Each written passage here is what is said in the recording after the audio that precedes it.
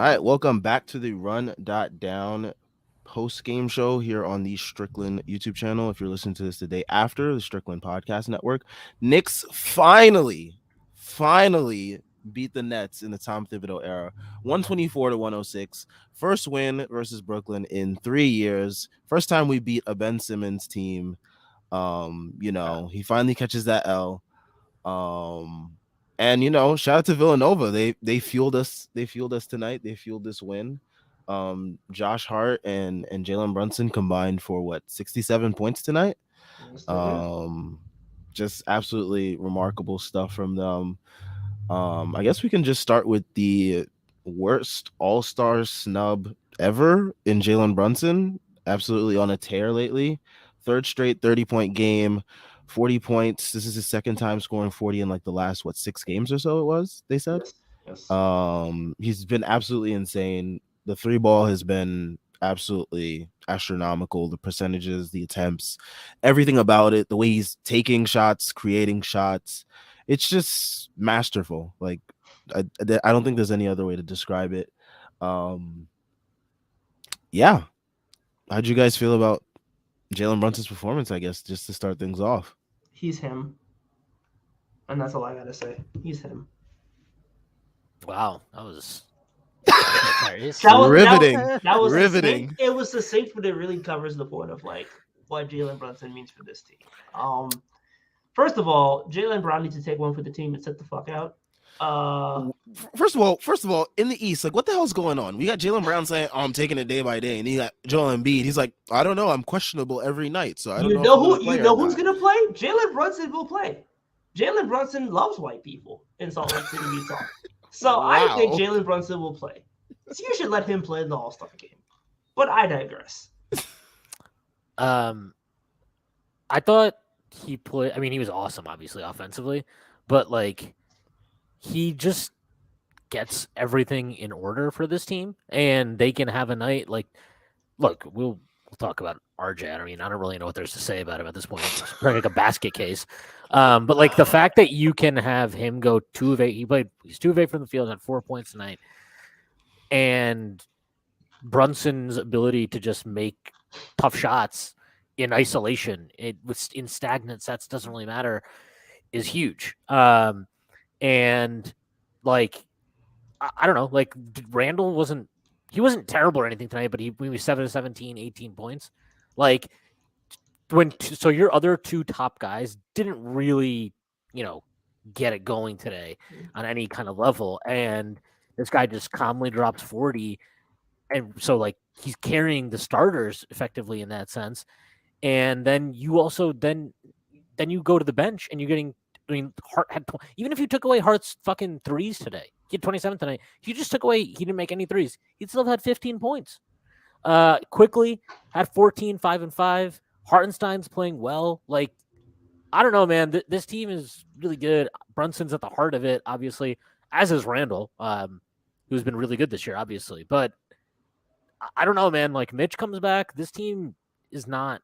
I mean, what are their weak? Their weak point at that stage is basically like RJ just getting his head out of his ass. Which, like, look, I'm not. Trust me, this is not justifying his performance. It was not a good performance.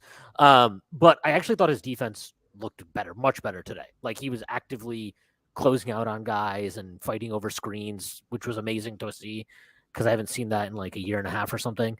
But obviously the offense was terrible. But like the point is. That's it. That's really like the only thing that you would look at with this team and be like, that's been a really big problem all year. Like the other problem we had was bench scoring, right?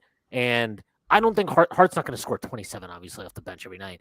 He's probably not even going to be a double-digit scorer. I have no problem with that. Yeah, if he does, that's great. I don't even think he's going to be a double-digit average scorer, but like he just gives you so much more juice than what you had, and you see the defensive impact he has. You see the rebounding impact he has. Just how the pace, as soon as he came into the game today in the first quarter, it was like you see the pace.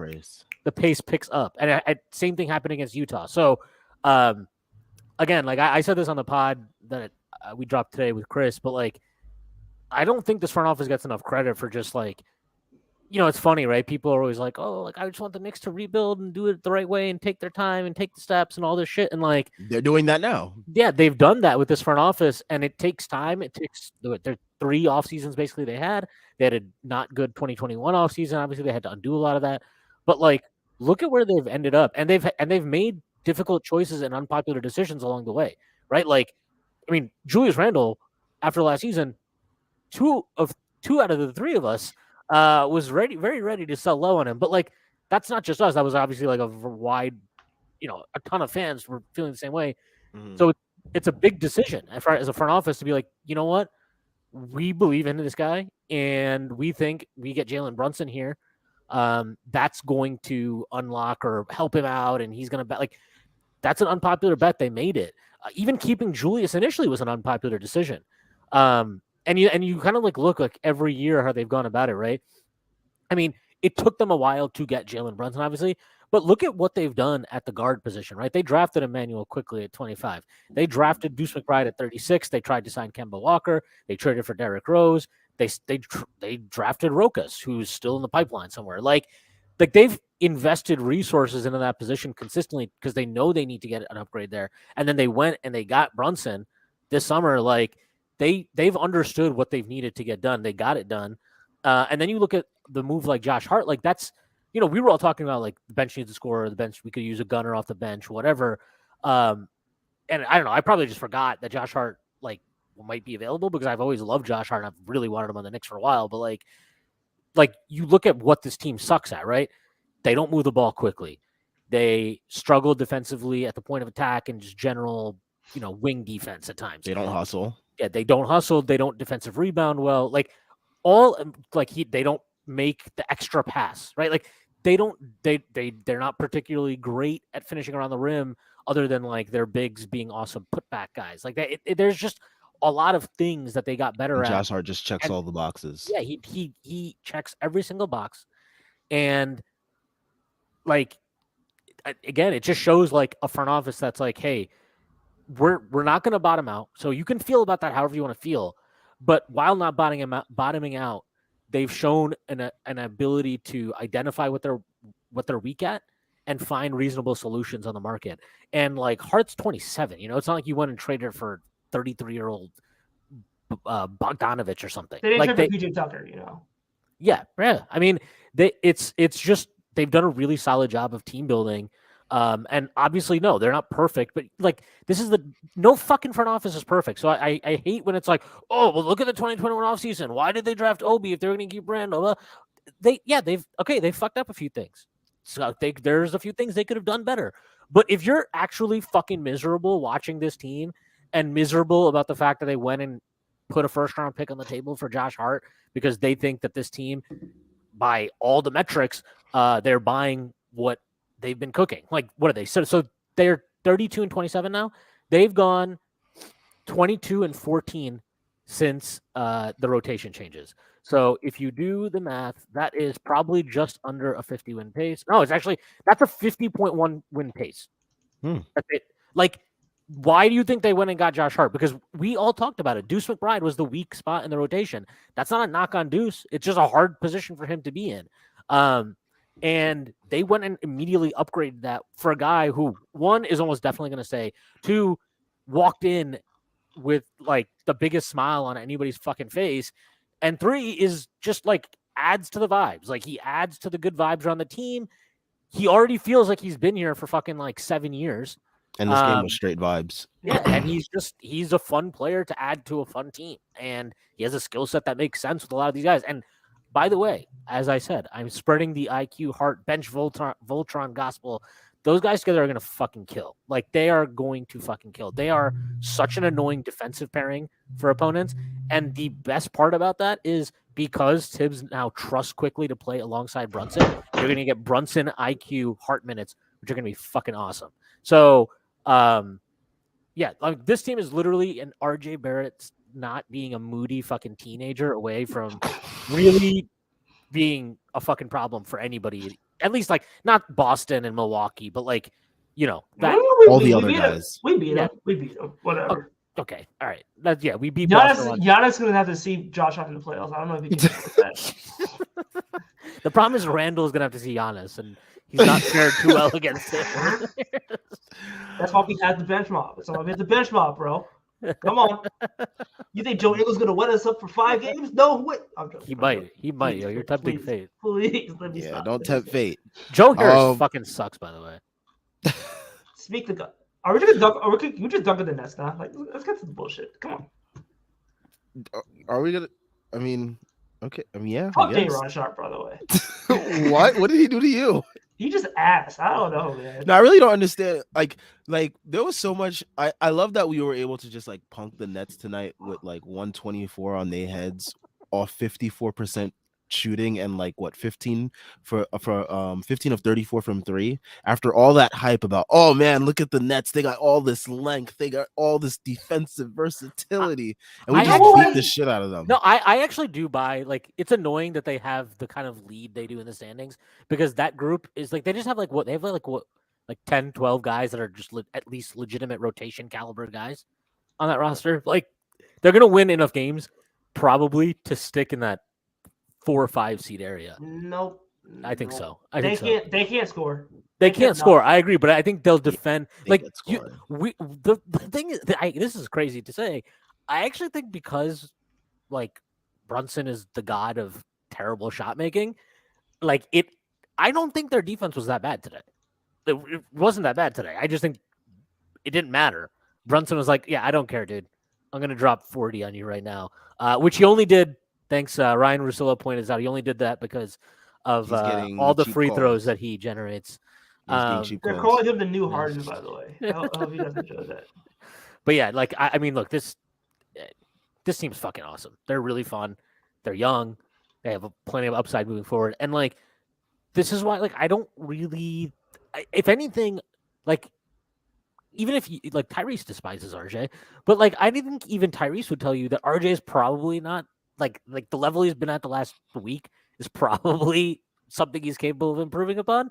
But like that's kind of my point, is like, if that's improves, like, okay, like now how good could this team be? I don't know. I mean, I really don't, because again, 50.1 win pace over their last 36 games. That's pretty wild. Just give me year 2 RJ Barrett. I'm not asking for much. Man. I agree. I think he's having a little moment here where he's like, I want to be the guy, and it's like, dude, we don't need you to be the guy. just play a role, dude. Just play a role. That's it. Literally play a role, and you'll be good. Like, the fan base will be happy. You'll be happy. We'll be winning. Like, you don't have to. Like, I feel like he's like so pressed to like show everyone like, I earned this contract. Yeah. And that's like, what it feels like to me.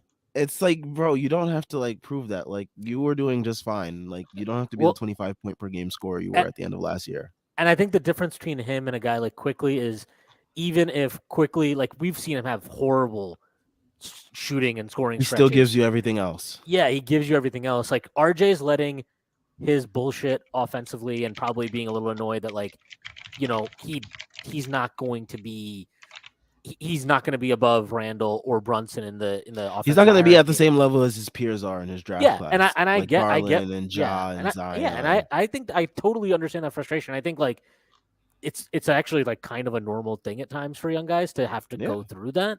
But like, yeah, it sucks right now for us, because I'm like watching this. I'm like, dude, he had that one play today in the third quarter where he just didn't go for the rebound, but then he also didn't box out Mikal Bridges. And I was like, and then he fouled him. What are we doing? Yeah, and then he fouled him. Randall had one like that too, where he just stared at the ball and like let Claxton get it. I was like, what are you doing?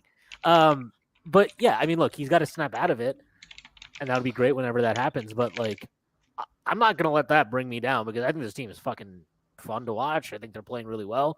And I mean, again, like, their biggest weakness really at this point is more or less just that the 3 ball isn't consistent for them. But like, hey, maybe Quickly's kind of found his range. Brunson's been cooking. Apparently Josh Hart is now like JJ Redick from 3. But like, I mean, if Grimes gets his shit together, you never know, man. Maybe that won't even end up being that much of a weakness. Grimes and RJ stinking it up has kind of allowed Dibs to like get away with just like playing Josh Hart and IQ like crazy long stints of minutes, like without any complaints really by anyone, because like they're cooking, so it's like whatever, and it's like RJ and Grimes are like literally have like shit in their underwear, and it's like, all right, like fine, like you guys can sit, but like Josh Hart and IQ are cooking, so just let them keep cooking. But like other nights, it's gonna be more difficult. Like, what if there's a night where like three out of the four of them are playing really well, or all four of them are playing well? How does Tibbs balance that? We all probably know how that's gonna go, but yeah, it's just gonna be something interesting to look out for in the future. With that foursome right there. Yeah, this team has options though, which is ultimately what you want to see. I'm just glad this team has options. I don't remember the last time the team legitimately had options, and you could say, well, 2021 were year, but like Alec Burks and Derrick Rose being their options is different than like Josh Hart, Emmanuel Quickly, Quentin Grimes, so on and so forth. So like it just kind of feels more sustainable, and also feels like something that's more, I would say, like just I don't know, the ethos of it feels different, you know. So it's good to see. Also, speaking of the Brooklyn Nets and their length, they didn't have enough length to deal with Jalen Brunson's massive dick just fucking doing shit to them. So like, hey, that's the length that they need to deal with.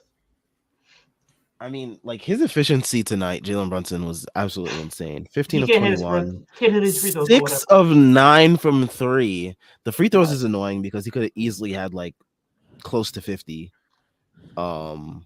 Tibbs would have taken him out anyway because Tibbs would be like, true. Doesn't matter. All about the team. It was surprising that the Nets didn't try harder long enough. Pause.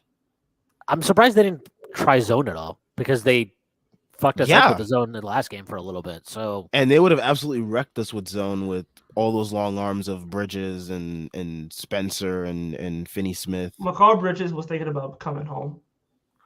Like he did not look engaged all game. It was not a good Bridges game. It was not. Shout out to IQ finally finding Obi on the lob. Like my God, it took forever, but shit. He missed him on one in the first half too on the fast break. He did. But I mean, look, he had a great game. 14 points, 5 assists, 5 rebounds. His defense was great. I mean, that's the best part, having him and Hart off the bench. These guys are just like amplifying each other's defensive impact. And by the way, Hartenstein's been fucking really good. He's been really good lately too. So yeah, I mean, this bench group all of a sudden went from being like, will we ever score when the bench is in, to like, only play the bench guys, please. Yeah. Plus Brunson. When things change, they stay the same apparently. So all splits look crazy right now. It's great. Do we want to talk about the elephant in the room now? Before we get into comments in full, because we've kind of touched upon RJ in passing. Pause. What? Dog, you said touched upon RJ in passing. Yo. All right. She's showing this is what I gotta deal with. I gotta deal with immaturity like this on a nightly basis. Anyways, are we gonna fully address, the RJ size, the elephant in the room? He's fat. I mean, that play in the first quarter just let me know all that I needed to know about what his game was going to be tonight. The whole dribbling around, I did catch Clyde saying that on the broadcast, by the way. I heard Breen like very quickly, he was like, yeah, let's move on. Breen like knows like Clyde's like he's like going a little senile now, like the dementia's like kicking in. So he's like doing his best to, like chug it along. But yeah, I mean RJ, he was absolutely rough offensively, defensively. Like Shwin mentioned, he was much better than he has been for quite some time. I don't know. Maybe he needs the All-Star break to, mentally recoup. Hopefully that's what it does, what it takes. But yeah, he just does not look himself. And yeah, I really don't know what else to say about him. He's been really bad. He's pissing me off, man. I don't like it. Like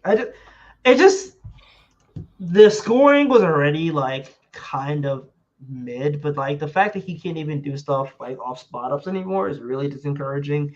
It also doesn't help that like even in that lineup with like Hart's creation and IQ's creation, he's still trying to get those creator reps in, and they don't look good.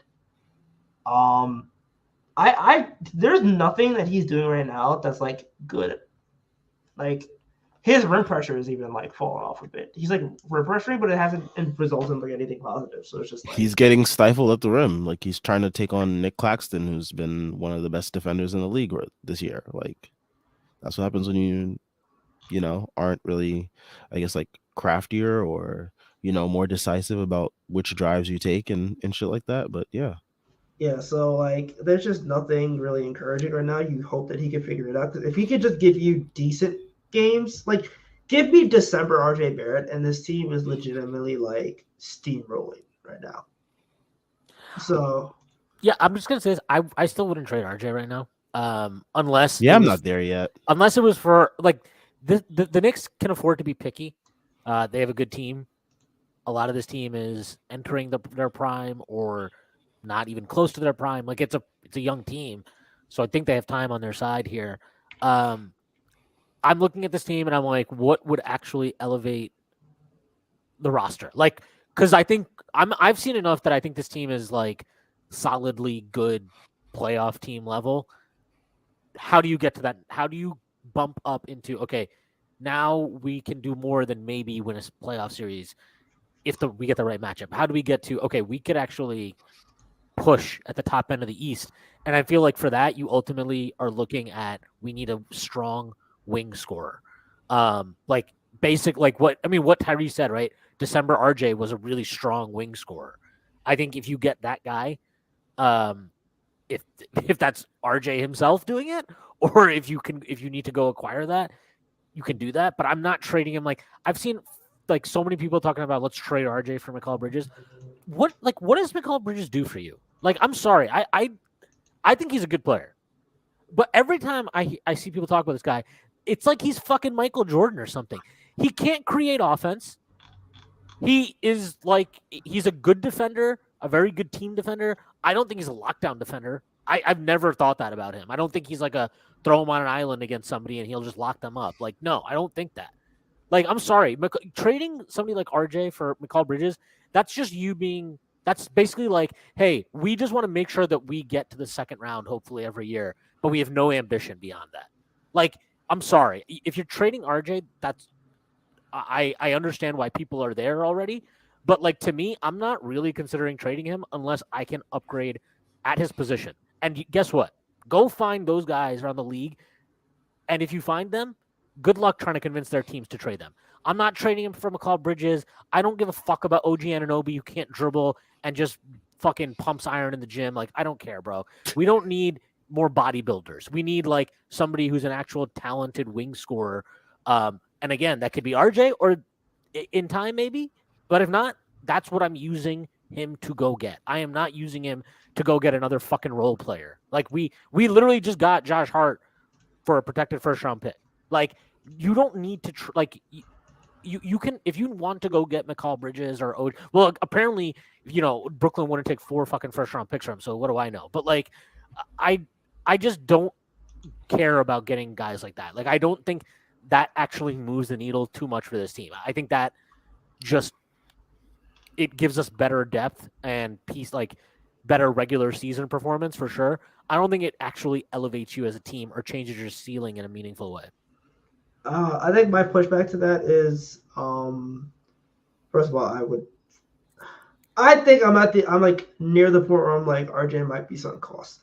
I know I'm more aggressive on this than most people. Shocker, shocker. But I'm kind of like, yeah, considering the fact that like the team's probably going to be in the luxury tax next season, just due to Josh Hart's extension, RJ's extension kicking in. There's no way they're going to be in the tax, dude. There's no shot. They're going to avoid the tax. There's no shot they're going to pay fucking luxury tax next year.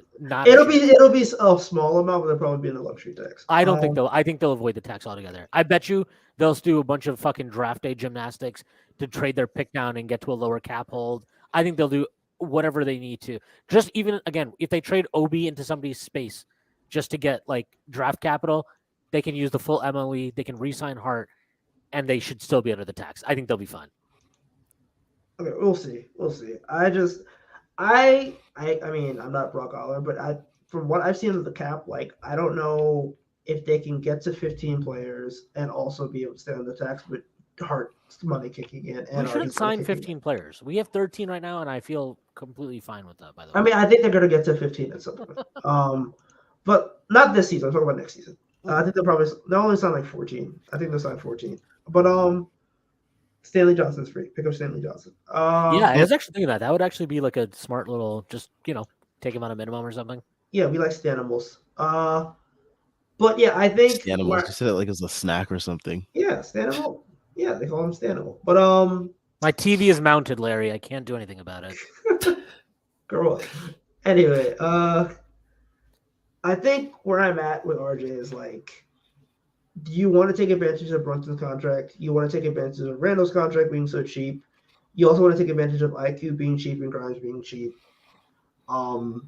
Where I'm at is I think that ultimately speaking, replacing RJ Barrett's minutes was something possible because I think right now he might be the weakest player in the rotation right now. Like aside from the bigs, because like the bigs kind of don't really count because they're only there for offensive rebounding.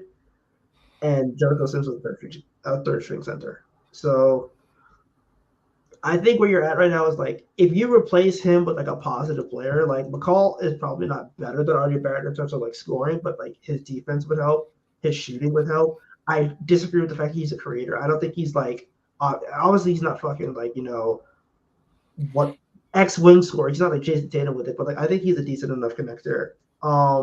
We don't need another like.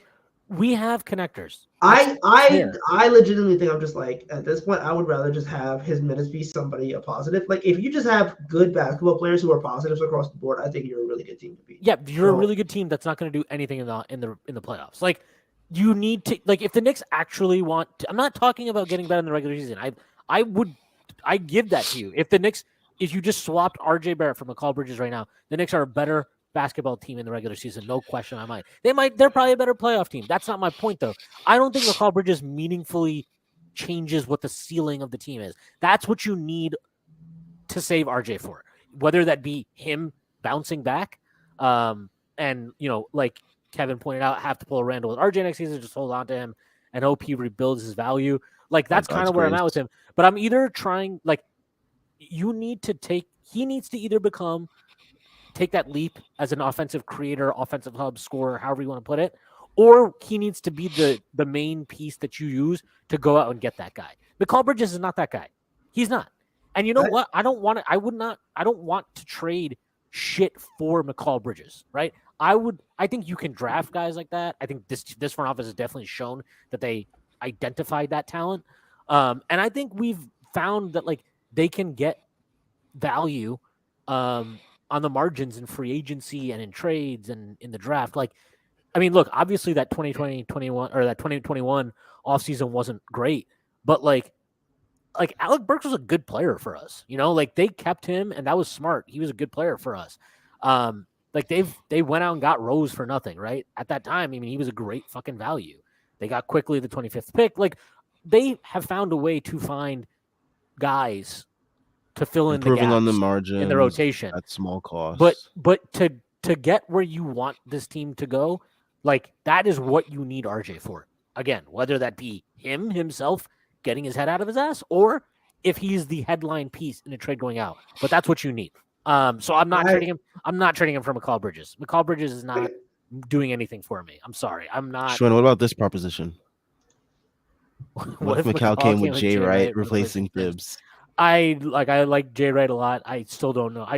He's burnt out, right? I mean, he might just not want to come. But Jay Wright, yeah, he's doing like TV right now. I genuinely don't. I never know what to make of like college guys coming into the NBA. No matter how successful they are in college. And look at Fred Hoiberg. He was the last. Yeah, there's Hoiberg, but then there's also like Brad Stevens, right? It can go either way. Yeah.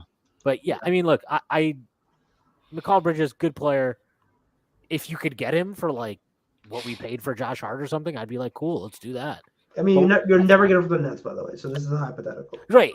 I'm just saying, like, like there's a price I would pay for him, but like, it's not the price. Apparently, you got Memphis out here, giving up the Gobert Or package for him. So the draws, nonetheless. But I don't know. I think I'm at the point where it's like, I think by trading deadline next year, you have to have your answer on RJ Barrett because, like, like 2024 off season, you're gonna be year one of the contract. If he's still giving you stinkers like this, like, you might just have to cut bait because at that point, I don't know if you'll be able to move him. Like, I don't know if he's gonna have value like that. Like, you could maybe chalk it up to one bad year, but if he's still kind of stinking it up like this, then like I don't know if he's going to be able to demand that kind of level in a trade package if you're trying to send him out. So that's because but that's what I'm saying. I would bet. I will bet. I'm willing to bet that he will be better. Like he's not. This is not the level he's going to be at. I think he's clearly playing the worst ball of his career. But like I'm willing to take the bet that you keep him around, and that's that. Like that's what I think. I think you have to roll the dice, and you have to believe that a 22-year-old and even look, he's been awful lately. But even amidst his awfulness, like the offense to me is better. Like I know today was not a great example of that, but like I think his process in terms of at least when he slashes, his drives, all that shit looks way cleaner to me this year. Um, he's not using his strength effectively on either end, in my opinion, or not effectively enough on either end, in my opinion. But like, can you get him to do that? I don't know. I saw like again. This is not to say he played a good game today, but I actually did think that his effort level for the most part on defense was well beyond what we had seen before. And I do think that probably does speak, somewhat to adding Josh Hart and like what that kind of brings to the table and the edge he brings and how that forces guys to respond.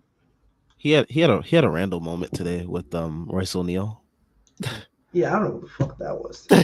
But you trying to box Royce O'Neal for what? I mean, the foul was stupid, but it's also It like, was. Jesus Christ. I don't even know what they called that. That just kind of felt like a preliminary foul. But like, I don't know. It just looks rough for a guy. Yeah. All right, let's get into the ad read. We got a bunch of comments to get to. Shout out to the 30 people that are in here. Make sure y'all leave a like and subscribe, especially if you're new. Help us get to 1K subs. That helps us out a bunch over here. We appreciate all the support. NBA fans, it's time to bring the hoops action to the palm of your hand with DraftKings Sportsbook, an official sports betting partner of the NBA. This week, new customers can bet $5 and win $200 in bonus bets instantly. Plus, for a limited time, all new and existing customers can get a no-sweat same-game parlay every day. Go to the DraftKings Sportsbook app today, opt in, and place a same-game parlay on any NBA game. If it doesn't hit, you'll get a bonus bet back. I still cannot nail a Knicks same game parlay. Stop betting on this team. You have a problem. Yeah, Sam, you might. There's a disclaimer on the thing. No. I'm telling you, one day I'm going to get a same game parlay on the Knicks that cashes. I promise you, I have to. I get too close every time. Man puts in TBPN and just puts in his parlay and prays. Oh, like, Frank Ntilikina 3. Let's go. 4-point game. Oh, dude, if Minnesota chokes this shit, they're going to. But like, holy shit, man. But anyways, be like me or don't be like me. Download the app now and sign up with code TBPN. New customers can bet $5 on the NBA and get $200 in bonus bets instantly. Only at DraftKings Sportsbook, an official sports betting partner of the NBA, with code TBPN. As you see in the corner of your screen there, minimum age and eligibility restrictions apply. See show notes for details. I'm telling y'all, one day I'm gonna get a Knicks same game parlay. It's gonna cash. As long as I keep leaving RJ and Grimes off, I feel pretty confident in my chances. You will get a same game parlay, and I'm gonna get AD Azalea, bro. I've hit same game parlays on every other squad except for the Knicks. Like that's my goal, to get one that hits from the Knicks. I just need you to call that number just in case. Just no, call that number. I'm good. Just call that number tonight, just in case. You read off the number. I just want you. I'm not reading out the number. I'm not reading it out. All right. So let's get to some comments. We got here Keith. He says, Sam and Schwinn, this is basketball I can get behind. Not perfect, but a product we can be proud of. I'd speak on RJ, but I'm trying to keep all positive vibes. LOL. Good work, fellas. Well, we already spoke about RJ for like 15 minutes. So much for the positive vibes. But yeah, I mean, this brand of basketball, especially since Hart has been like inserted, has definitely been like much more enjoyable. I tweeted out today, like today was probably like the most fun Knicks game that I watched all year. And maybe it's the fact that I had a horrible day outside of watching this Knicks game that it just alleviated all my stress. But yeah, this was a fun game to watch. I mean, like, first of all, we beat the hell out of the Nets. That's fun to do. We haven't done that in ages. And like, having a guy that you can consistently watch just drop like 40 balls and 30 plus consistently at the point guard position is pretty cool. We haven't had that ever, at least in my lifetime.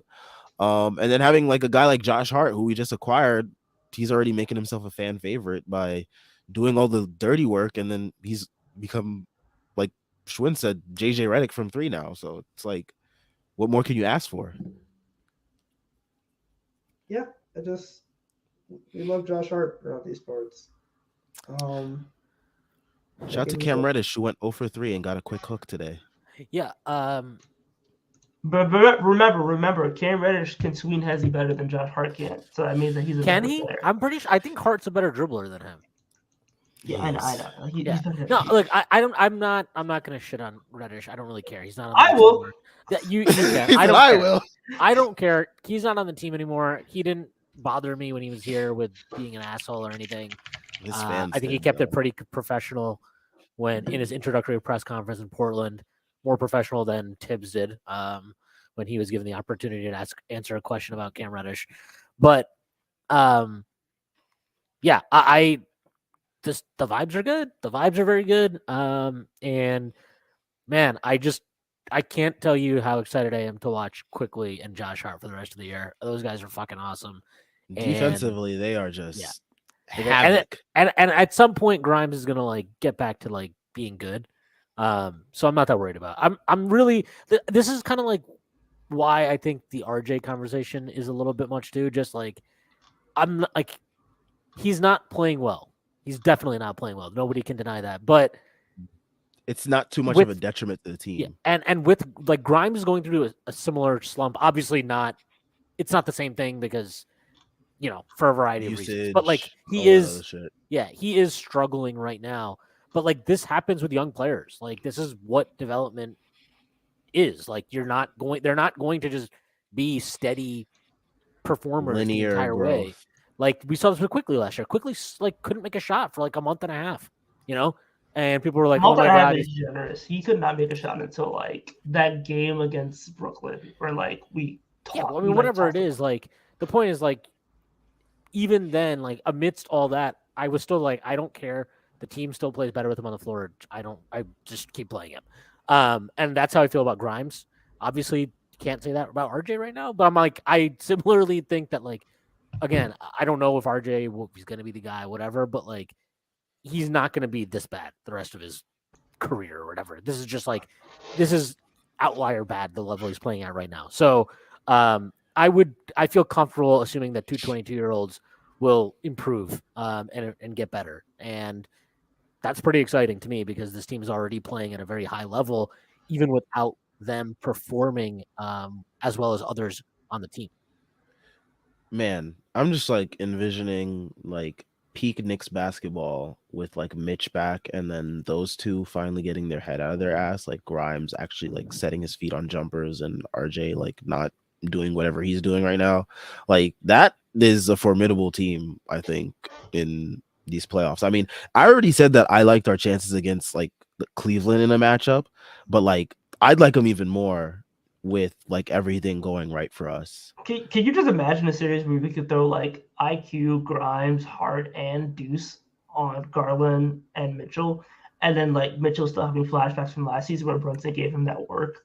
Like, I need it. Fun.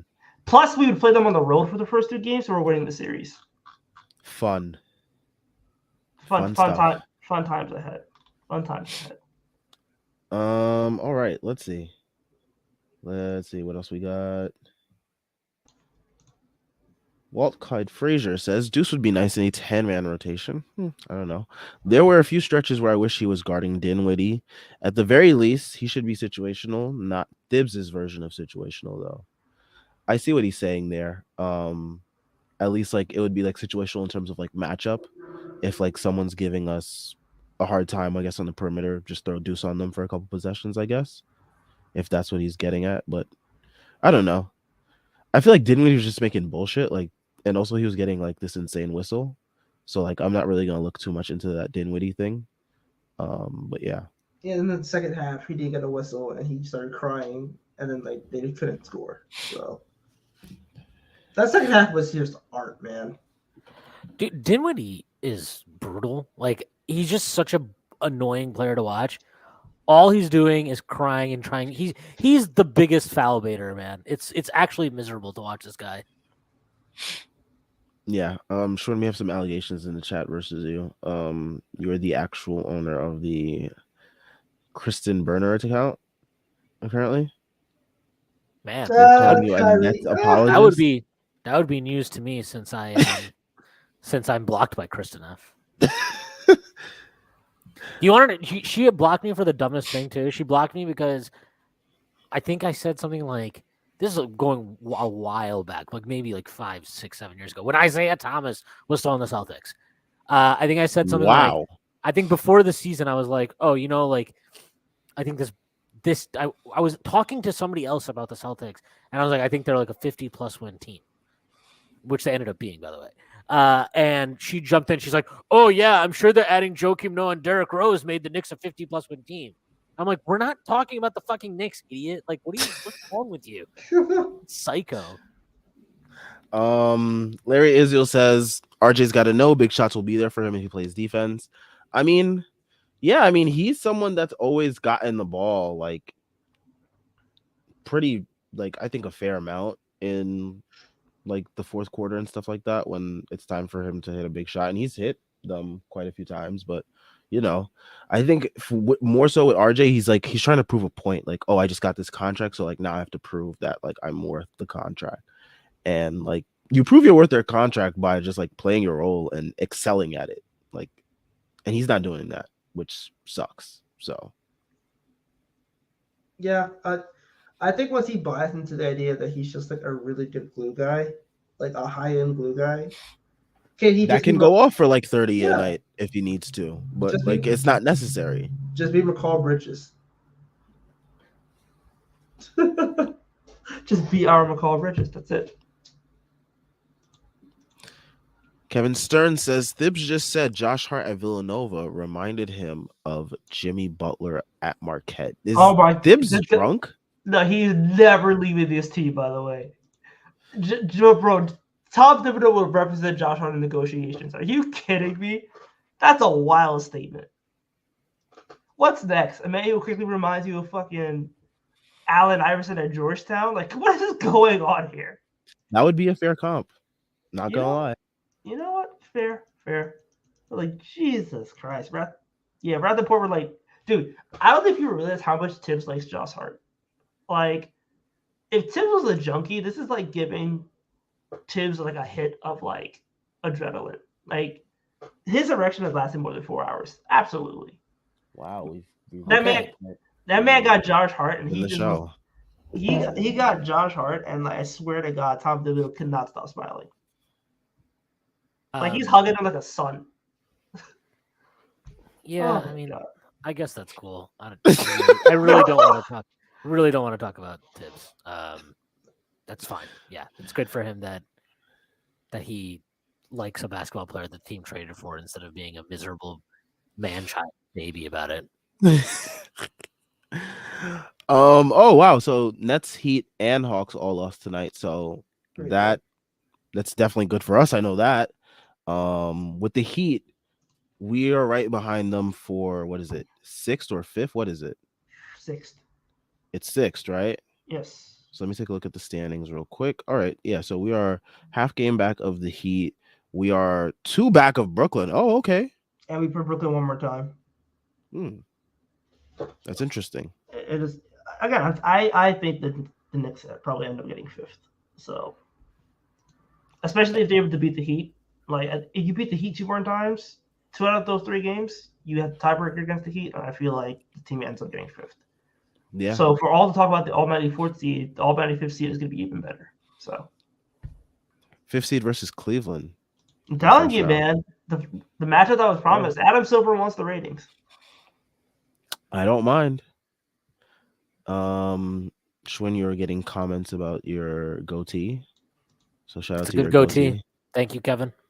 Real fifth alien. It's to be fair, like it's actually I trimmed it like 2 days ago, but I get really lazy about trimming it and it gets really disgusting actually. Part of the reason why I probably have more I carefully manicure my beard more often now is because we do all the pods on video, so I can't look like totally homeless, just semi-homeless. Nothing wrong with looking, any type of homeless. As long as you actually aren't homeless. Facts. That's what really matters. Homelessness is a state of mind. Oh man. So we got Nafimul Huda. Sorry if I butchered your name there. He says swapping RJ for Mikal. I don't even know I pronounced it like that, but would put us in the Cleveland/Philadelphia tier in the East, but still one tier below legitimate contenders. I think that's the tier that we'd be in right now, anyways. Like speaking, like Schwinn spoke about like our win pace since the rotation change, even despite like the massive, wave of RJ that is. His inconsistencies, his ups and downs. Despite all of that, we're still on a 50-win pace. So it's like if RJ just gets his shit together and it's like stays consistent, I think we're already in that like Cleveland, Philadelphia tier in the East, or even just like maybe slightly below them. Like I think that's how good this team could be. I already think that we're better than Cleveland, but I digress. Well, there's only one way to prove that. Cleveland is not that good of a team. I'm sorry. We beat them twice this year. We did. We'll beat them again. They're terrible. We're a terrible matchup for them somehow. I mean, like, could we just have a bunch of guards who can score and they had no forwards that can bother our bigs? Plus, like, Mitchell Robinson makes it his life goal to bitch Jared Allen every time he plays him. So, yeah. Let's see what else we got here. Oh, this is a good one. All right. Can we talk about how surprising it is that generational talent Cam Thomas was a dud tonight? Brunson matched a talent like him with the same amount of 40-point games.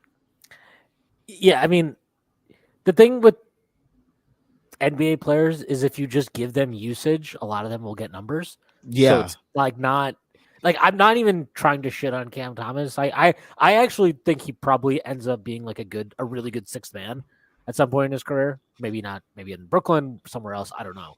But like, dude, that entire they tried to make that like, oh, it's just like Jeremy Lin. I'm like, no, it's not like Jeremy Lin. I'm sorry, it's not. It's not like Linsanity. The Nets are not the Knicks.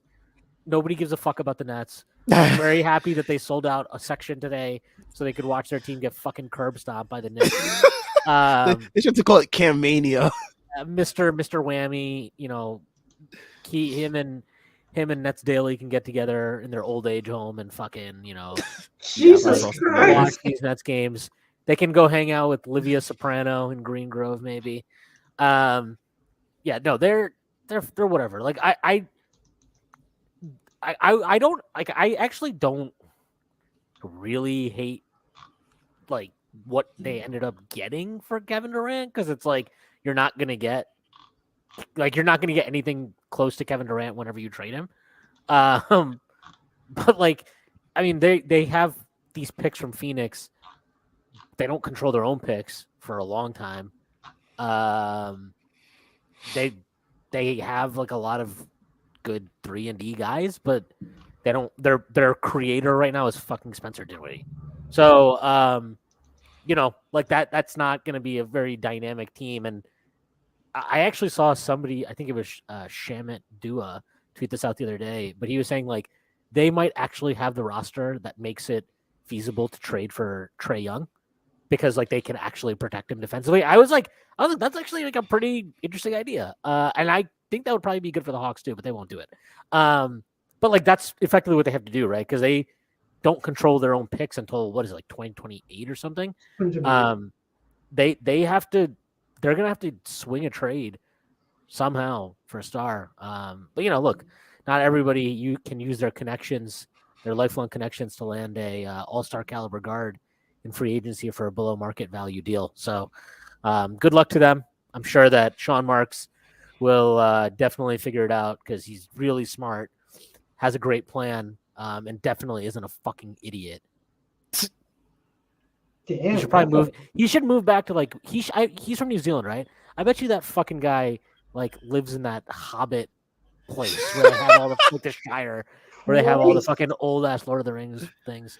He's a fucking bum. I hate that guy. I hate the coverage of him. Like he's been a GM for what 7 years, 8 years, whatever the fuck it is, and apparently for the last 3.5 years, every time something bad happened, well, he had to do that. He had to do it. He traded James Harden for Ben Simmons, who fucking sucks, by the way. Like He's a bench player. Let's not forget this. Let's not forget this. Okay. He traded Harden for Ben Simmons. Like, what's shocking to me about this is that Daryl Morey held on to Ben Simmons because he knew that James Harden was dying to come to Philly. He actually passed up on like a Tyrese Halliburton offer for Ben Simmons, which is crazy to think about. But man, it couldn't happen to a better franchise and a better team, and really just such a good owner like Joe Tsai, because Brooklyn is what's cool now. Oh man, the Nets downfall. What a great day. What a great week that was. I'm so glad they like decided to like sell their souls for Katie and Kyrie and then complained after like you sold your souls and you're like, why did you make me sell my soul? Like, what the fuck were you thinking, man? Like it just, and now they have fucking 8,000 wings and all of them can't get minutes, and it's just it's a great day. It's a great day. But the Nets fucking suck. And now they're like coping and they're like, oh no, the vibes are great, and though everybody treated them like kid gloves. Oh, they're still a winner because they were able to make do with trading Kevin Durant and Kyrie Irving, and they got picks out of it. So like totally, this team's in the right direction. Like, you trust Sean Marks to build a team like that again? With Spencer fucking Dinwiddie being his only creator. Sean Marks was never that good of a GM. That's like honestly, fuck this. Oh, he pulled the Nets out of this rut where they didn't have any of their picks. This guy was ready to risk it all for Tyler Johnson and Otto Porter Jr. Let's not forget that. This guy was ready to risk it for Donatas Motiejunas, who's no longer in the fucking NBA. Like I'm surprised I pronounced that by the name. He has gotten so fucking fortunate. And I'm going to say this too. The D'Lo trade he made, it's great that D'Lo panned out. That was terrible value. They gave the Lakers exactly what they wanted, an expiring contract to eat that ridiculous Mozgov's contract, right? They gave them Brook Lopez, the best Nets player of all time, the best Brooklyn Net of all time, by the way. They gave him to the Lakers as an expiring contract to eat the Mozgov deal. They gave up a late first in that deal, which became Josh Hart. I'm pretty sure. I think it was Kyle Kuzma. Oh, it was Kuzma. Okay, fine. Yeah. Kuzma. And they gave that up to get D'Lo. So you ate the worst contract in the deal. Okay. You gave the Lakers exactly the contract that they needed to clear the cap space for LeBron. And you're trading a first? I'm sorry, that's not a good trade. It's great that D'Lo worked out for them, but that was not a good trade in terms of value. And like he's a clown. Like he's a clown. Like, okay, yeah, you can tell me you signed these stars. And as soon as you signed those stars, you gave them everything. You gave them everything they wanted. You gave them control of the organization. You signed their fucking washed-ass loser buddy, DeAndre Jordan, to a 4-year, $40 million contract, which he didn't even get through. He got traded by the second year, right? Second year trade deadline. They benched Jared Allen to start DeAndre Jordan. Like, you can actually draw a straight line correlation between Kenny Atkinson getting fired and not starting DeAndre Jordan. That was like a major fucking thing. So you gave them the coach they wanted. They wanted Steve Nash. Why? They said it because they don't think they need a coach. They didn't need a coach. Okay, yeah. We're all the coach. Yeah. He said we're all the coach. Yeah. Oh, you guys don't need a coach? Great. I will get you whoever you want then. So they get this fucking. You know what Steve Nash was doing before he became the head coach of the Nets? He was doing like soccer shows on Bleacher Report. He was doing Champions League halftime fucking coverage for TNT. Like this guy was not interested in being a basketball coach. Okay, fine, you do that. He was more interested in doing Ayahuasca with fucking Aaron Rodgers than being a basketball coach. Like they traded for James Harden. Oh, they had to do it. Had to do it because if you had the chance to get these guys, you have to do it. I'm like, I don't think you have to do it. You don't like, and if you have to do it because Kyrie and KD are demanding you do it, that's on you. That's like that means like say whatever you want about Pat Riley, who is probably sleeping right now. But like Pat Riley. Like LeBron James tried to pull that shit with him, right? He's like, "Oh, you ever think about coming down and coaching again?" And Pat was like, "Bro, Eric Spoelstra is our coach, so you can go fuck yourself." Like that's how you run an organization. And guess what? Pat Riley had the fucking stones to hold that line, even if it meant losing LeBron, even if it meant LeBron walked away. That's how you have to run an organization. You should allow your players to have a voice. But if they are the voice and you allow them to cut out any responsibility you have to perform in your job as the general manager of the team, looking after not just the current state of the roster, but also planning for the long term, protecting the long term, you're a joke. And Sean Marks is a fucking joke. Like he's an absolute joke. Joe Tsai is a joke. They have no idea what they're doing. They couldn't control an organization as soon as they got any players with some level of ego and standing, and they got everything they deserve. So I hope that they enjoy their fucking swaggerless, khaki brand of basketball team that they have now with a bunch of role player wings and picks from Phoenix that might be good in 2027 and 2029. They can enjoy it. Because the next 4 years are going to be boring as fuck. And they're going to be miserable, and they deserve to be miserable, and they deserve to eat fucking shit. And there's Schwinn on the Nets regime. You knew it was going to happen. It was great. It was a classic. Golf clap. Okay, 420. Eagles and Nets losing in back-to-back nights. Beautiful 24 hours for Giants and Knicks. How's Stacy, by the way? I don't know. So I was like not on Twitter at all during the game yesterday, and all I saw was like multiple people like, "Man, Stacy's really going off right now." So I scrolled through his timeline today, and I gotta say, Stacy, if you're watching or listening, you were in fine form. It was like that. It was like that. Yeah, he was going crazy. I don't care because it's the Eagles, but like I genuinely think that penalty was ridiculous. It was, but like who cares? But it's the Eagles. But it's the Eagles, right? It's James Bradbury. Yeah. He cut him for a reason. Like, but I never understood that because they literally had to cut him. Like it wasn't like they didn't want to cut him; they had to cut him. Like the worst part is Kadarius Toney is the Super Bowl champion. That's what makes me sad. Yeah, but Kadarius Toney is not. Like he'll probably be injured tomorrow, like walking a dog or something. I know, but like, yeah, it wasn't fun. Like, oh, why you treat Kadarius Toney? Because he never played. I'm pretty sure this year he could have played more, and I think whatever was going on with him behind the scenes, it seems like Dayball and Shane got in there and were like, you know what? Actually, we're good. Like you're gonna get traded. They Cam Reddish him this year. That's what happened. They Cam Reddish him. Oh my gosh.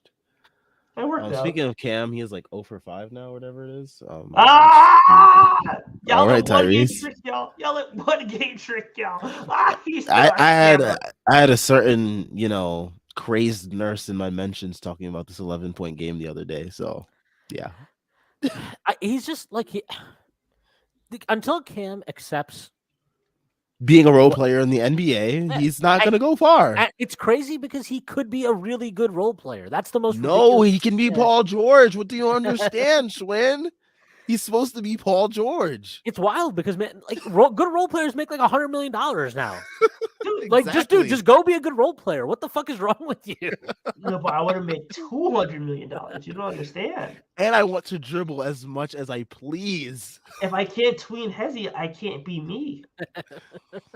All right, back to some I mean, look, negative talk. I'm sorry. This real quick. The Cam thing is like, I'm never gonna. I'll never criticize Tips for that. Like, I'll criticize him for. I don't think he handled it well. It's not worth it. Yeah, he didn't handle it well. That was like the way he handled it was very bad.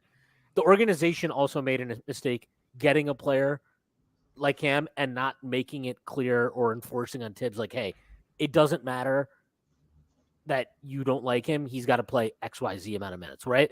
I agree with all that. Acquiring him was a mistake.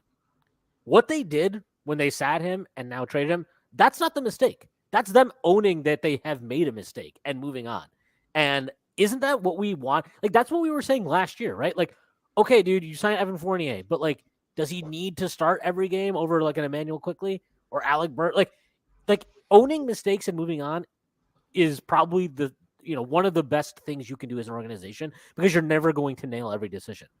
So don't once you make a mistake, don't compound it. And I think that's what has happened with Cam is that they moved on, and that's a good thing. Like that's what literally Pat Riley does all the time. Or like you just like remember that one all season where Pat Riley signed like 3 garbage contracts, just 2015. It was like 2015. waiters.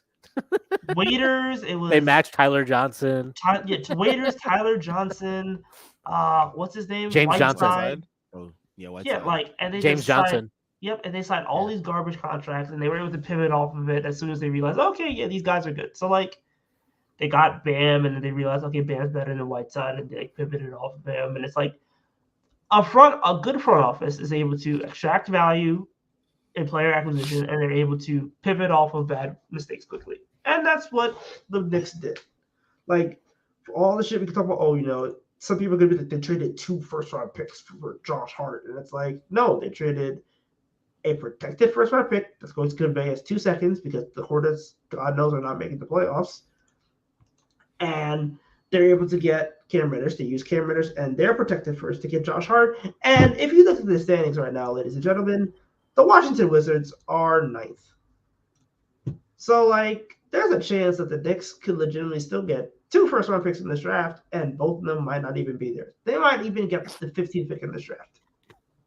So, like, yeah, man. Like anybody really complaining about like the Knicks, the road that we got here on is like, okay, yeah, you ran into a pothole, you fixed the tire, and now you're driving smoothly. Like, don't stop bullshitting me, dude.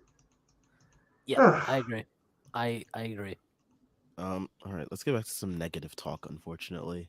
Hawkeye420 says, I've said in earlier post-game, Sam, I think RJ took on all of Randall's bad habits from last year after seeing Randall get rewarded. I think he needs Coach Bryant and a therapist.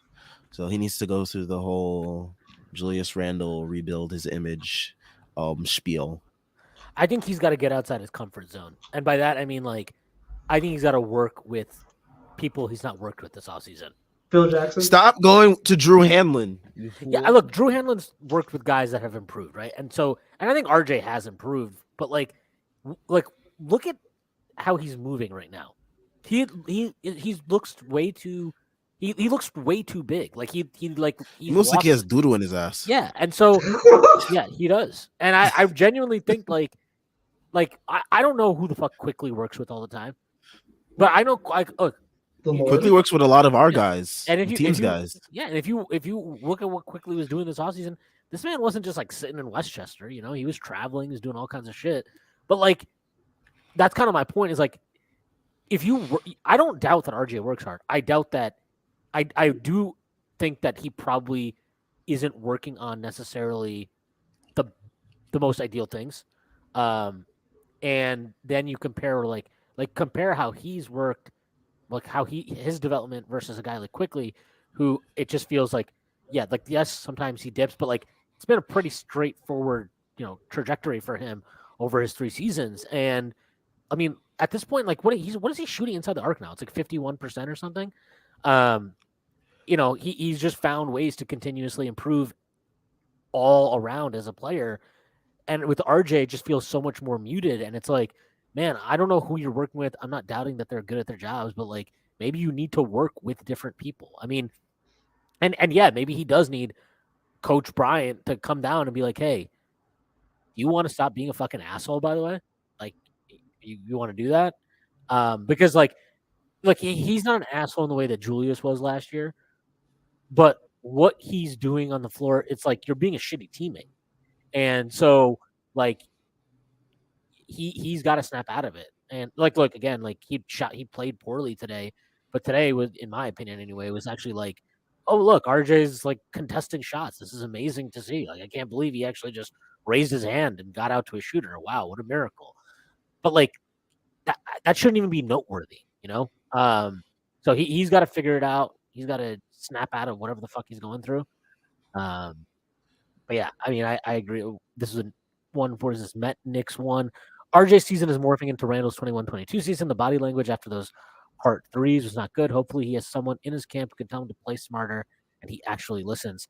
Yeah, I didn't see his body language after the heart threes. To be honest, I so I'll take your word for it. But yeah, I agree. He needs somebody to like call him on his bullshit. Really, that's what we're Hold him talking about. accountable. Yeah, you need somebody to be like, hey, dude. Coach obviously is going to do it. Yeah, well, Coach will do it in very passive aggressive ways. Like he'll just start playing Hart over him in the fourth quarter forever. So look, it's on him. Shooting threes like this. Yeah, but it's on RJ. Like this stuff is all on him. At the end of the day, like I can sit here and bitch about how Tibbs uses him or doesn't use him or the offense they're in or what.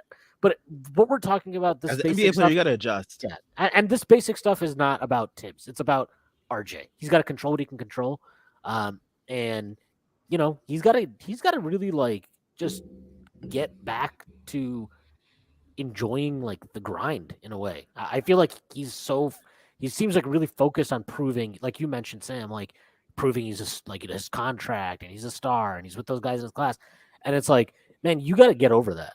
And like that's not to say that you shouldn't have that ambition, but you can't let what he's got to let it. He's got to let it morph into actual productive basketball play on the court that's conducive to winning.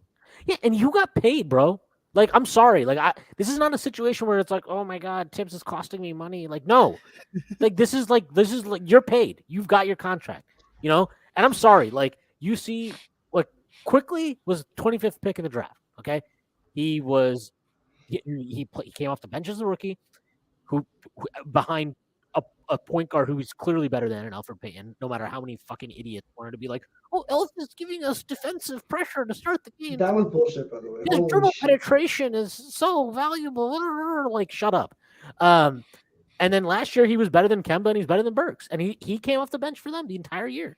And then this year he's still coming off the bench, and they went out and signed Jalen Brunson, and there's all these rumors. Oh, the Knicks they're listening to calls on Quickly and this thing and that thing, and you know, through all of that, he has improved, and he's never let his unhappiness in his role and his minutes or whatever impact his effort level, his compete level on the floor. And that's what being a good pro is, and that's what being a good professional is. Like you can be unhappy about a variety of things, but the moment you start letting that affect your performance, and because of that, how that hurts your teammates and your team, that's bad. That's bullshit. And like, I still like again, I advocated just earlier on this pod, like don't trade RJ Lowe. But like, that doesn't mean I'm pleased with what I'm seeing. He's got to get his head out of his ass. Quite frankly, that's just the reality of it. And like, there's less excuse for him now. I mean, there's less margin for error now because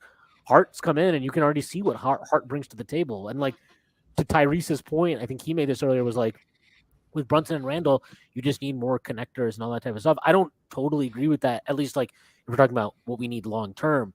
But for right now, I agree. And that's why I think you can already see like, oh my God, Josh Hart, like he's bringing so much to the table already. Yep. We man, I just really like Josh Hart. My dad is like, this is a segue, but like my dad is an old Knicks fan, like from '83 or whatever. And like, why is your dad catching strays, man? No, I'm just saying. No, He said, "Yo, He my had to like pops is really old as stress. dust." My dad's old as fuck. he is. That's fine. But like he talked, he's like, yeah, dude, he reminds me of Mason. Like talking Who? about Josh Hart. Oh, Josh Hart. Okay, I thought for a second. I thought for a second you said that your dad said RJ reminded him of Anthony Mason. I was No, like, no, like no. no. It's just like I don't know. I talked to my dad, and he's like, yeah, he like reminds me of Mason. And it's like, I get it. Like he comes in second game, he's already saying this is our fucking city. Like, oh, what, dude? You just got here. Like, have you even had a bacon, egg, and cheese yet? Doubt it. Like, and he's already saying this is our city. Like, the guy just feels New Yorky. I buy it. Like, don't you feel like when he says like, what did he say? He said like he dreamed of playing here or something like that. I don't know. Yeah. But like, I actually believe that. Like I actually believe that's. All these guys always say that, right? Like, oh yeah, like I remember I'll never forget Brandon Jennings saying like, "Oh yeah, we're trying to bring back that '90s Knicks vibe," and I'm like, you have to play defense to do that, actually. So you should try that. Yo, the Brandon Jennings days. Wow. Oh my gosh. Remember when you like I thought he was gonna like revive his career here. Dude, I was like, he dropped 55 points that one time. He's gonna come here. He's gonna fix us. Like, point guard Saul, we about to start cooking. And he came out here and he just dropped a dud. Oh my. But yeah, I mean, Josh Hart. Josh Therese is the Josh Hart enthusiast, and Winnie Pooh is he's spreading the IQ Hart Mensch Voltron gospel. I feel like I should have had like a Hart thing to my name. I almost chose something too, but I decided to hold off on it. I'm just saying, like IQ Hart and White Hart are just gonna be the like White Hart. White Hart is crazy. I mean, I Heart is black. That's whack. Anyway, I do hate calling him I Heart. Exactly. White Heart's better. You're right. Exactly. White Heart is better. It's White Heart Radio. No. Because we're playing the tunes against the competition. But yeah, like that's a really good bench trio. And I feel like the bench scoring is less of an issue now. I think that was like their really. Also, Spencer Dinwiddie's a clown. He said, I'm looking forward to playing them again for sure. Spencer Dinwiddie on the Knicks. Dude, stop trying to make yourself relevant. You're not a thing. You're not in Dallas anymore. Like, no one cares about you. Like, stop trying to make bench. Nobody cared about him in Dallas either. I mean, Dallas fans did. Like, Brooklyn doesn't have any fans anymore. They cared about him so much they were just like, man, let's trade for this psycho. Let's trade Dinwiddie for an actual psychopath. Oh man. But what were we saying before about the Knicks bench? Oh yeah, the bench trio. Yeah, that's a good bench trio. Yeah. Man, when's the last time the Knicks had like this good of a bench? 2 years ago. And before that? 1 year ago. They had a really good. They've had a really good bench the last 3 years. Now with Josh Hart, it's going to be a good bench, but like bench production has not been the Knicks' issue. Yeah. Until this season. Yeah. Weirdly enough. It's because we gave away our second best bench player to make space for Thompson. Yeah. Yep. Alec Burks is hooping though. He deserves it. Bring him back next year. That would be fun. Alec Burks with this unit. Can you imagine the old man Alec Burks? Like Perez would just be in the conniption. He'd be like Josh Hart, Alec Burks, Isaiah Hartenstein. He's like all of my sons. All right. Should we start talking about the next game? Jordan Bub has a question. He says, how are we going to guard Trey and D Murray on Wednesday? Who's going to be surprised? Hawks players. Top 9. I guess top 9, or I guess like one of their 9th men maybe has a big game against us. I'm not too worried about the Hawks. They just gave up like 144 to the Charlotte Hornets today, and that's really concerning. They gave up like 30 plus in each quarter. I think we'll be very much fine. I think Jalen Brunson is on pace to have another 30-point game. And Julius Randle always takes that matchup pretty seriously in the regular season. So I think he'll have himself another good game against them. And yeah, maybe even Josh Hart, goes off again. 3rd straight game, going to All-Star break pretty hot. But yeah, I like our chances versus the Hawks. I mean, after what I've seen from the Hawks lately, I'm really confident in our chances in this game. Dude, like the Hawks. I hate to say that though, because like I'm always the person that's like always like so sketchy with like picking like either for or against the Knicks, like I'm always like, I don't want to be the guy that's too confident because like the Knicks, they can be that team, that just flips on you and then they like disappoint you in that game. But I feel pretty confident against the Hawks. Dude, I do not care about the Hawks. I'm sorry. Like, the Hawks literally had a damn near 50, 40, 100 slash line. And they didn't even miss a free throw this game. And, like, they dropped them draws to the Charlotte Hornets. You let LaMelo Ball drop 30 and 15 on you with no free throws. Wow, Like, no free throws? That's crazy. No free throws. Gordon Hayward looked like he turned into, like, Utah Gordon Hayward. Like, He's been looking a little more frisky the last few weeks. we need to get him. Anyway, And they let 4 guys drop like 20 plus. This box score is so nasty. PJ Washington, 22 points on 13 shots. Washington. Gordon Hayward, 26 on 12 shots.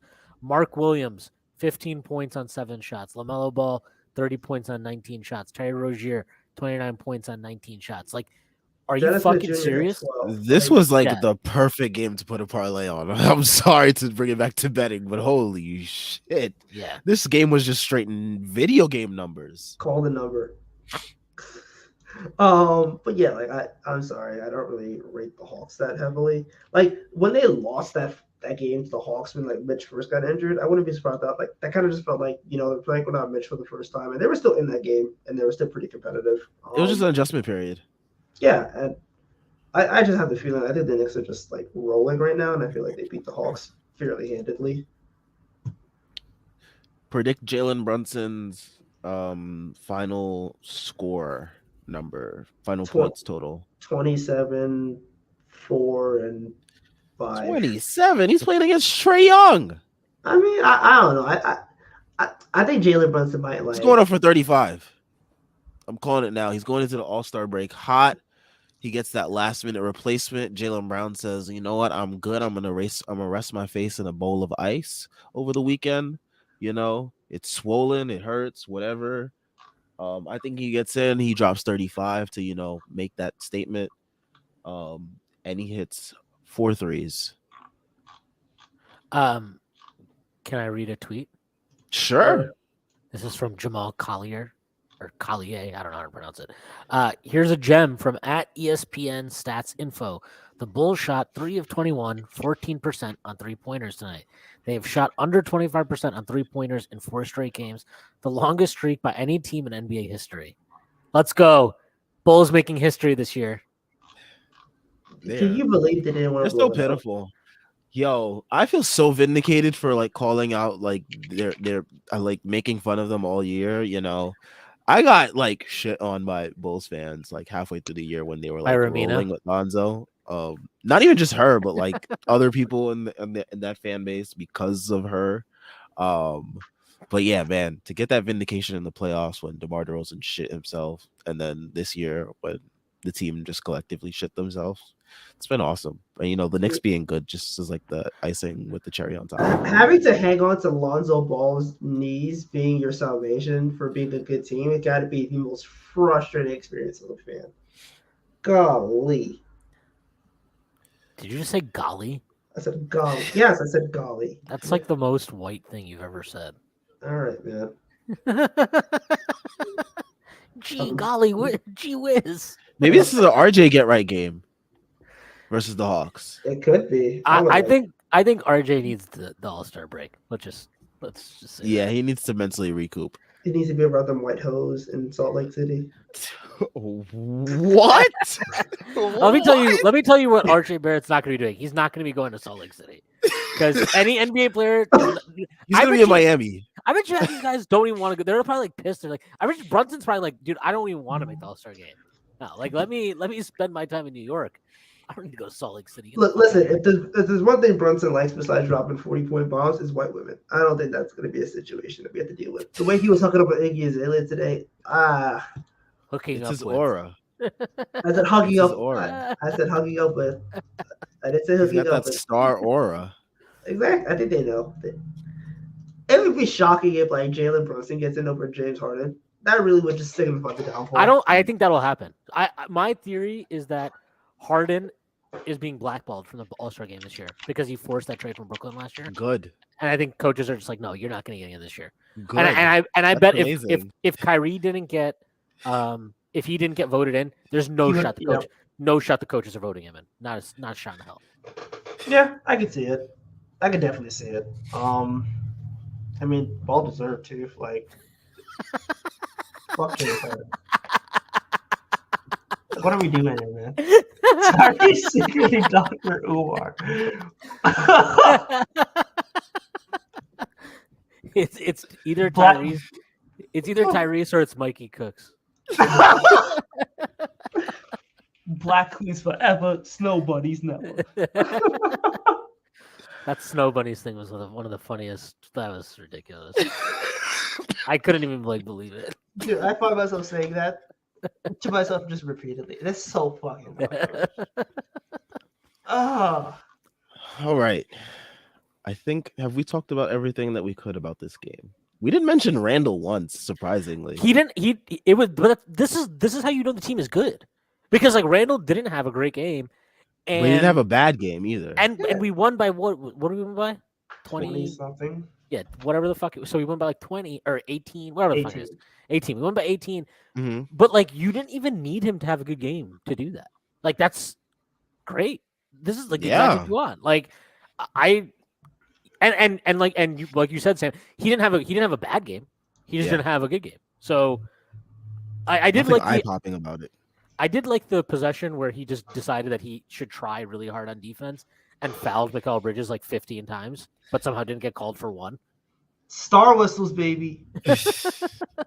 That was a really fun possession. I'm just like, are you good, bro? Like, why are you so amped on this one possession right And then now? McCall on the other hand is like, all he does is foul. Like, There was this one play where like he absolutely like dished it like Magic Johnson. I forgot who was in The one to corner Brunson in the corner. Yes, that one. Yeah. That was a sick pass. Yeah, he was. You know what was actually good to see from Julius tonight? In the fourth, later in the fourth, when Brunson had it cooking, he brought the ball up, but then he gave it back to Brunson, and I was like, Growth. "Yeah, you know what that is? It's that GIF. Growth. There it is. Yep, there it is. Yep, that one. I felt like tweeting it out when he did that. you just said GIF? Wait, hold up. No. It's pronounced GIF. It's GIF. It's GIF. We all right. You'll learn. All right. You'll learn. All right. Man. It's okay. You'll learn. This is what we're doing now. Okay. During Black History Month, no less. All right. What does that have to do with it being Black History Month? What does the pronunciation Could of GIF sound GIF like have to do? Cause GIF is peanut butter, and we're not going for that. Come on now. And peanut George butter was- Washington Carver, anyone? Exactly. Like went crazy Exactly. with peanuts? I don't know. Exactly. And he invented peanut butter. So like So why not call it GIF? All right, man. Come on. Now you're doing too much. You know, I'm just saying. All right. I think we've reached that point where we should end things off. I think we discussed everything that we could with this game. You know. Yeah. Unless there's anything else that you guys want to discuss about tonight's game. No. The Nets Tyrese? fucking suck. The Bulls fucking suck. The Hawks fucking suck. Give me the 5th seed. Yeah, Emmanuel Quickly and Josh Hart are my spirit animals. They are definitely bringing back, you know, The fun restoration bench hero. vibes of not even just like the last couple years, but like bringing back the fun bench vibes of like 2012-13 almost in a way. The Copeland years? Ah, you know what? That makes sense. I get it. Bringing back those bench vibes. Who's our Pablo Prigioni? Deuce when he Yeah. plays and Yeah. like actually is aggressive on getting like inbound steals. Yeah, I can see it. I can see it. He had like a couple when he was playing, like when he was actively in the rotation, and I tweeted it. I was like, "Ooh, Prigioni steal by Deuce." But yeah, all right. Shout out to everyone that tuned in. We've been consistently at 30 viewers. Shout out everyone that was in here. Shout out everyone else to comment. We tried to get to as many as possible. You know, with this thing not having a super chat feature, it's really hard to like really get like those really pertinent comments that people really want us to get. Hopefully we can get that super chat feature in soon. Leave a like, subscribe. We're on our way to 1K subs. All that you do will help us. If you know someone that is a Knicks fan and wants to check this out, definitely share this stream and this channel with them. I'm sure they'd love all the Strickland content they can find. We got links to the site, merch, Patreon, and Twitter in the description. All great ways to support us and follow us along in our Knicks fan journey. We are also on Instagram at thestrick.land, putting out tons of Knicks content for you to consume on Instagram if you are not on any other social media, or unless Twitter decides to stop working like it has been doing over the last couple days this week. But yeah, those are all great ways to find us, support us, follow us, all that good stuff. Next game is, what day is that? Wednesday versus the Hawks. That is the last game before All-Star break. Hopefully the Knicks can finish off this stretch run with a win in Atlanta. We will be back on Wednesday after that game to discuss. Yeah. Peace out. Everyone have a good night.